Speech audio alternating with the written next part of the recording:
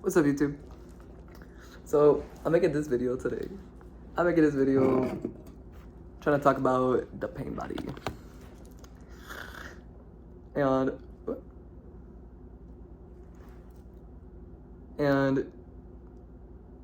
so my ego, I guess, just stepped in, right? Yeah, okay.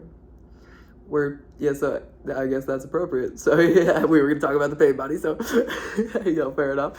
So some of the things I've learned and noticed about how the pain body operates, what it is energetically, at least what I think it is, what I've observed it to be, and like kind of how like techniques to get it cleaned out and stuff like that. I just want to talk about the pain body. I've been very like it's been a major focus of my life because I've had a rather problematic pain body issue going on lately.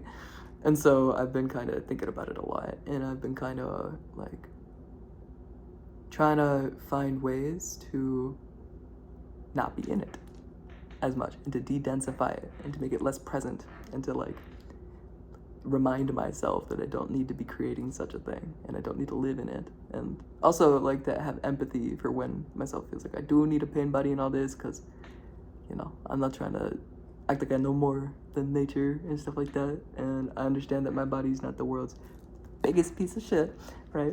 It's a yin yang just like everything else, so I gotta have some empathy for why my body might be creating a pain body in the environment I'm in, and etc. So when I say I, that's what I'm worried about, is like if anybody gets pulled into my head, because that's what pain bodies do. Like when I say I, and if I say somebody's responsible for me or anything to do with my life, I'm talking about me, not anyone that gets pulled into my head. I'm talking about this human being. So yeah, just so that said, anybody that does get pulled in here, I'm not like any perception that comes through. Hopefully that doesn't happen, but yeah. I ain't trying to pin that responsibility on anybody else. My life is my responsibility. And so, my own. Yeah. As we do, yeah. Pain bodies be violent. And I can feel this thing getting fucking densified up. I'm trying to do my best to stay aware on the inside here. But yeah, so the pain body is a fascinating phenomenon, I'll tell you what. So like, essentially, the best way I can describe it, it's like again, I'm probably the last person to be able to see this and like stuff like that, but like here, I'm realizing this now. Like it's essentially like it's a walled garden. It's like the paradise metaphor.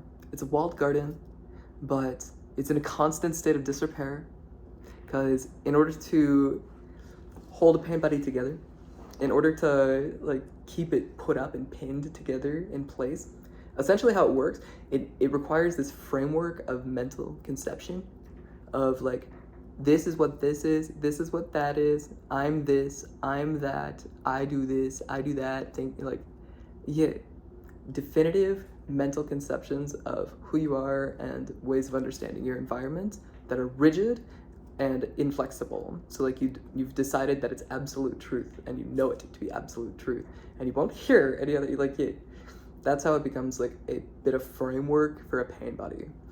And when you hold these conceptions in your head of super definitive, I know what the absolute truth of reality is, this is what it is, and it's just like that, and it couldn't be any other way, etc. It's freaking strong, yeah.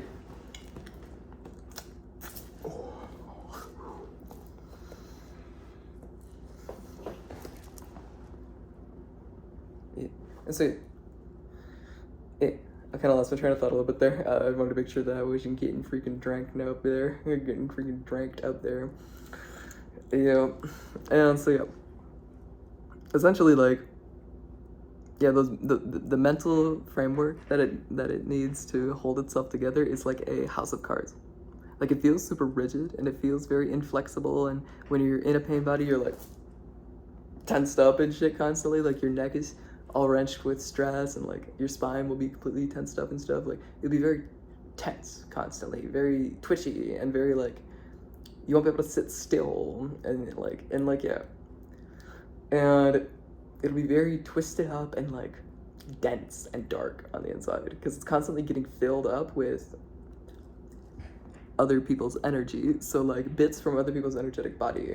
Like you could think of it as like validation seeking, or you could think of it as bolstering, or you could think of it as hiding from consciousness, or you could think of it as like, yeah.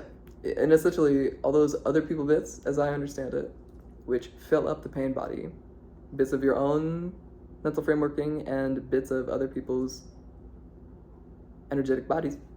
Once it densifies your own body up like a cup getting full, or like the awareness in you, essentially, if you're the one who's constructing the pain body, if you're the awareness point that's constructing your own pain body, how I understand it to be is that awareness will essentially call for a certain point on the elevator.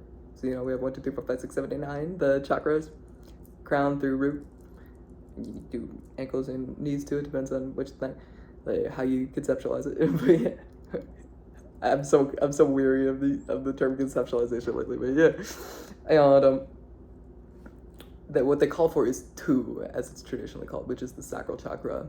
I call it sacral chakra 4, but traditionally it's 2, because in my understanding of chakras, you go 1, 2, my leg was like that, 3, and then sacral's 4.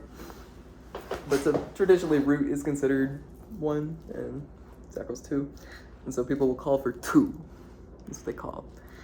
And it makes me wonder some things, because like I kind of understood my soul's identity, like they call myself 2,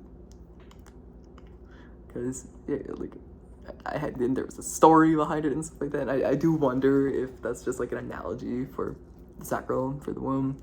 I'm wondering, but time will tell. And so yeah, what the awareness will do is it'll call for 2. It's like calling for its comfy place. It'll be like 2, and then it goes and it goes down into the sacral, and then it chills down there in the womb, where everything's dark and cozy and warm and comfy, and the world is, not gonna get you, etc. And then it densifies itself with, you could call it water or lots of things. Like I've heard it called many different things, like drinking water, or like, I don't know. I to me it just seems like gassy, like dark, like fuzz. It's like anti-consciousness. Like the clarity and depth of feeling that comes along with consciousness, it's like the opposite of that. It's like this fog, like this smoky, like gook. This like I don't like it. I don't like it. I'm not a fan of that shit, dude. But and like once you go into 2, like if you're the awareness that's called to go into 2, from my experience of it, is like my awareness point gets like yoinked down in there, like like if it's a freaking stage and there's a dude like dancing and there's like a cane, like that's what it feels like yeah. It freaking snatches my awareness and yoinks it down in there. And then once it's down in there, essentially what it does, this thing is munching. And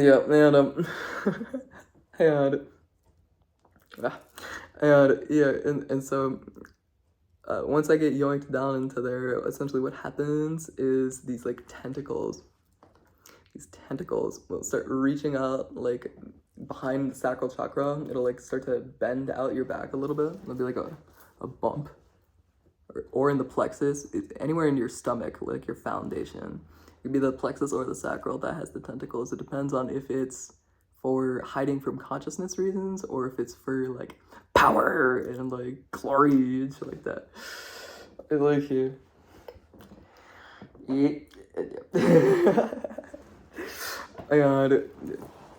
And so because the plexus is like, as I understand it, it's how you connect with other people. Like that's the chakra that involves relationship with those around you, and it also has to do with like self-respect. And so if like you're power hungry, or if you're validation seeking, or if you're like, if you care about what other people think about you too much, it would probably be the plexus. But if you're trying to make everything okay, if you're like scared and trying to go back to the womb, then the tentacles, I think, come out of the sacral, as I understand it. That's just speculation, but yeah. And so those tentacles will come out of your back. I hate what this feels like when it's happening. It's yeah, and dude, yeah, and the sacral, which is supposed to be the water chakra, it's supposed to be cool and yin-y, like yeah, because it's the womb, it's yin. But once your awareness gets pulled down into there and it's like going into pain body activation mode, your sacral will get like red hot. It's very uncomfortable. It's like it's the opposite of what it's supposed to be. It would be like yeah, I don't like yeah.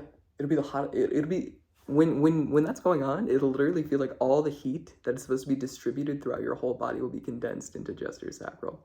And it'll be just this like red hot ball of iron down in there. It's super uncomfortable. Yeah, it's super uncomfortable. It's not fun. And it'll like yeah, it'll fill you up with like this nasty shit, which makes you not have to feel.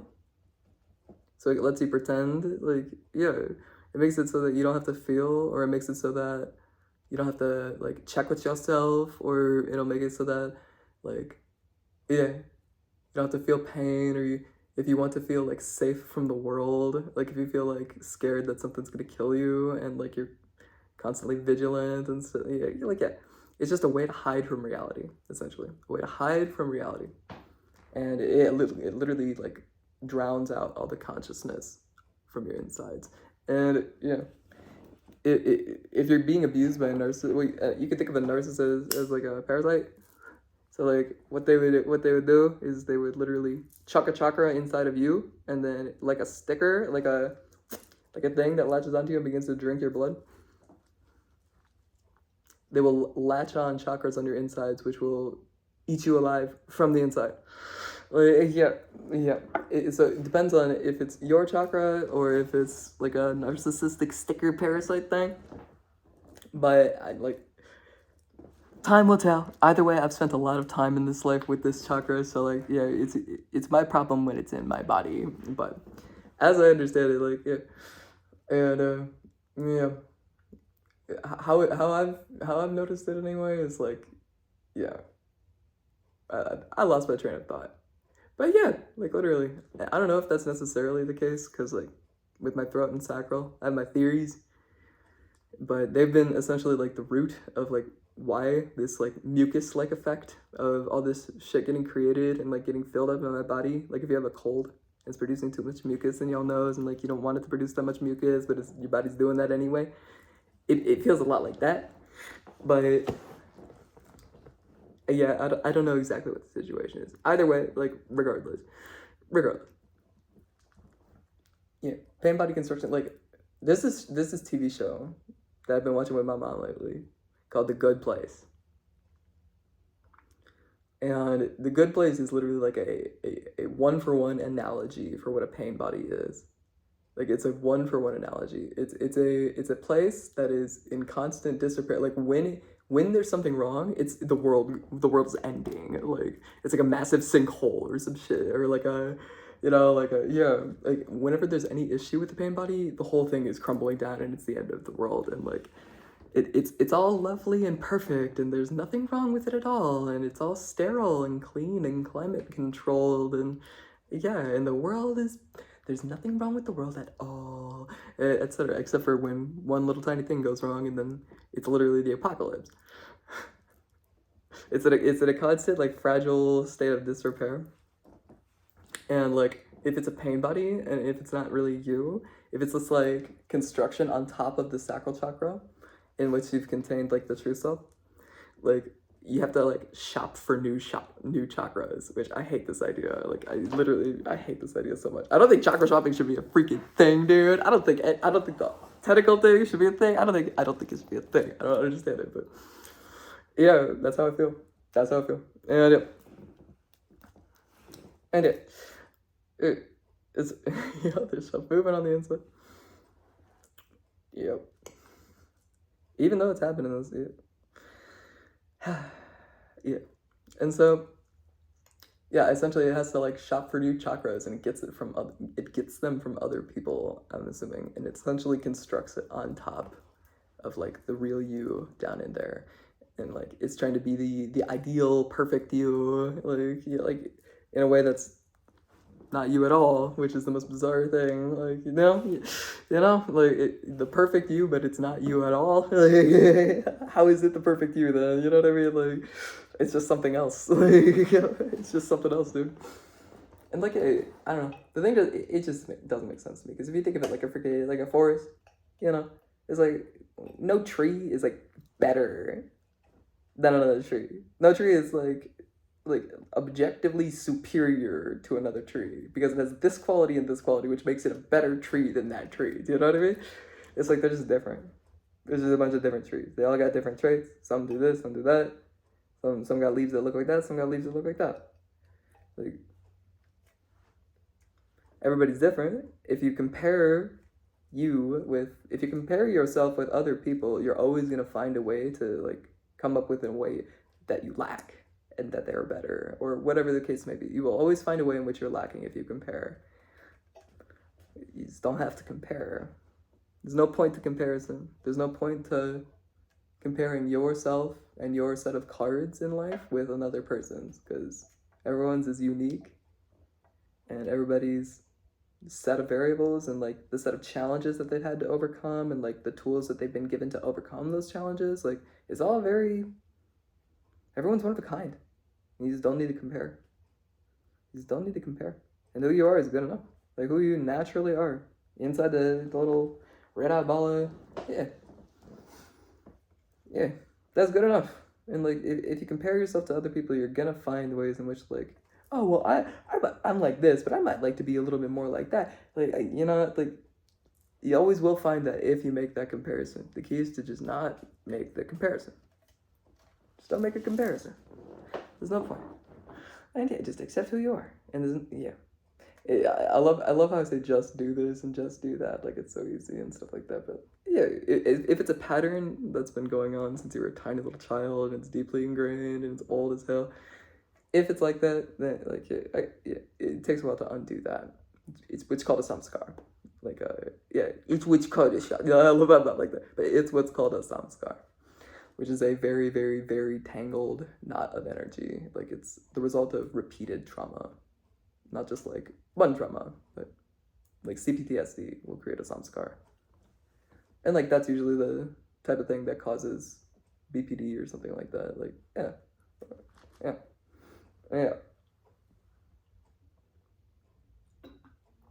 Yeah, so it takes a long time to undo those threads. You have to do them one by one by one by one by one. And all those threads are built around the core of like not good enoughness, of like I'm not good enough, and or life is too scary, or I don't know who I am and I need to be someone that other people would like more, like some externalized reason. You know what I mean? Like, yeah. The pain body is a fascinating thing. Yeah. It's like, I don't know, the pain body will like, it'll try and convince you, like it'll try and sell it to you. It'll try and like, yeah, I've noticed, like on the inside, it'll try and like get you to buy into its system. And like, if you just do the work and like, let it collect its energy. Yeah.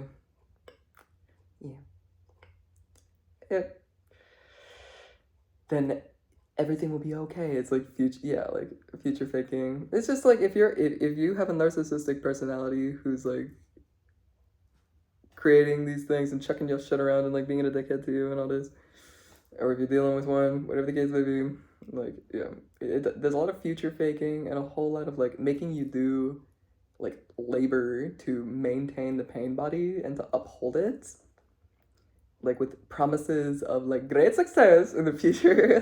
Like, if you continue to do that, but it's always like you have to do it with like wrenched tension and it's like very uncomfortable and it's like, yeah, for me it was like I used to work at Old Navy and it was for like, I don't know, like 6 to 8, was it like 8 months? For about 6 to 8 months, something like that. I think 8.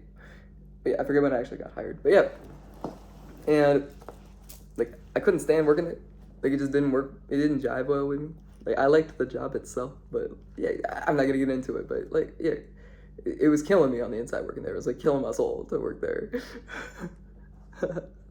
And I love clothes. I love folding clothes. I love folding clothes. Dude, like straight up. I love folding clothes. I loved working in the fitting room. It was quite fun, but yeah.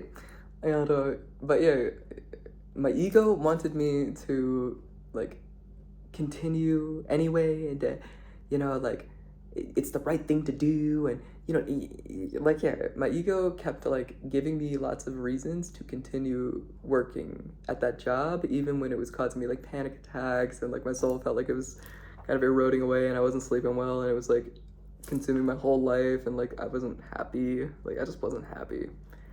But my ego, like the one that wanted me to do the right thing, is like it's my spiritual ego. like I can't, like yeah, and it went too yang. It like I split too far in the yang direction for a lot of the Old Navy experience, and yeah, it ended up being kind of like a lot of wasted effort. A whole lot of wasted effort. Because like I'm pretty sure I know why I'm saying that. It's making me like but yeah, like working there ended up being like I gritted my teeth, and I buckled down. I had to give myself like pep talks in the car, and like I would have like panic attacks, and I have to go to the bathroom constantly and just like sit on the floor and just like breathe, because like I would get freaked out constantly when I worked there. Like yeah, I would just get hella anxious, and like the bright LED lights like constantly blaring over you. There's just no nature. There was dust. Oh, I felt like I was getting asthmatic reactions and shit like that. It wasn't that bad, but like I don't know. Over time, it was my managers that really got to me. I'm not to get too personal about it, but like they was consuming me like a whole lot. Like they were slurping my ice cream a whole lot, dude. Yeah, and I'm sure I'm not better than them, but it was my experience of it. Like, yeah, my whole life was getting consumed by Old Navy, and like, hey, just wasn't happy. I'm pretty sure I understand, like, I'm doing the TV head thing. Like, I know what I'm seeing right now, man. Like, I don't even, I'm talking about something real, but there's like two things going on at once. And like, yeah. It's like, yeah. But yeah. Paint buddies are fucking wild, dude. These things are crazy, but yeah, and not to get too personal with what I was just talking about there, but like yeah, my point essentially was like it was an endeavor that was like one of those pain body pitches, was like continue grinding away at working at Old Navy, can't talk. Continue grinding away at working Old Navy and putting in like way more effort than what you're essentially like putting the effort in to like for, which if you're a narcissist and you're trying to like put effort in to get like other people's bits and energy and get shit inside of your body, then like I wish you no success with your endeavors. If that's what's going on, I wish you no success with your endeavors. But yeah, fair enough. Like, fair enough, dude. Like, yeah, fair enough. Yeah, but oh yeah, like that's essentially like what I was saying. Like yeah, the pain body will essentially try and sell you that like if you just do the work that it wants you to do and continue grinding and gritting your teeth and like doing not what you want to be doing, but with promises of like great success, or like because like of like very rigid reasons that it'll come up with, like a formula, or if you're a brand and you need to adhere to your image or anything like that. And like yeah, it'll sell you a reason to stay stuck in the pain body, and it's never a good reason. Like the pitch is never worth listening to. Like if it's trying to give you a good enough reason to stay stuck inside of your sacral and be a spectator in your life while your ego takes the reins, and like yeah, it's just not worth it. Like yeah, consciousness is way better. Waking consciousness, like on the outside and the inside, like raising your awareness up where it's supposed to be, and then expanding it past your skin to like be aware of more than just being stuck in your mind. Oh my god, it's like, even though sometimes you feel uncomfy shit, it's so much better than living in two, dude. It is so much better than living in two. It is so much better than being stuck inside of your sack